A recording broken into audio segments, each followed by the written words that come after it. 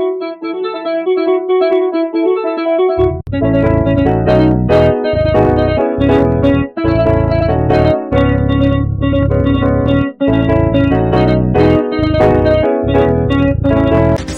ngayong gabi, presyo ng LPG tataas ng hanggang 20 piso kada kilo simula bukas.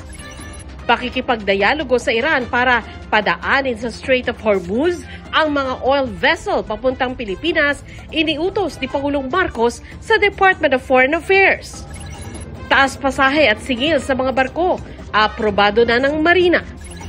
Halos 40 milyong pisong halaga ng hinihinalang shabu na bisto sa mga abandonadong parcel sa NAIA. SUV nahulog sa sapa sa Cebu City.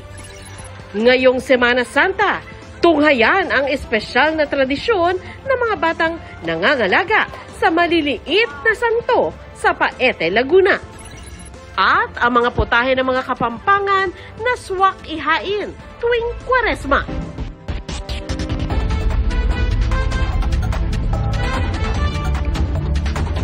Sama-sama tayong magiging karakli.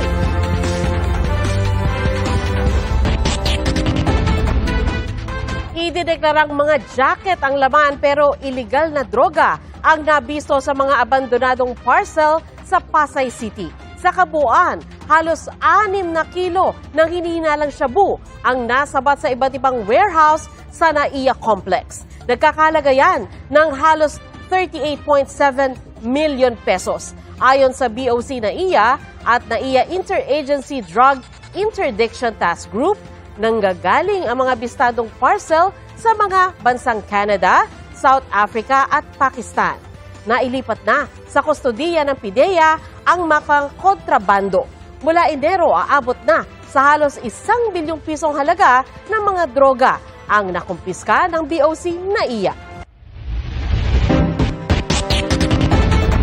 Mega price hike at liquefied petroleum gas o LPG ang sasalubong sa unang araw ng Abril.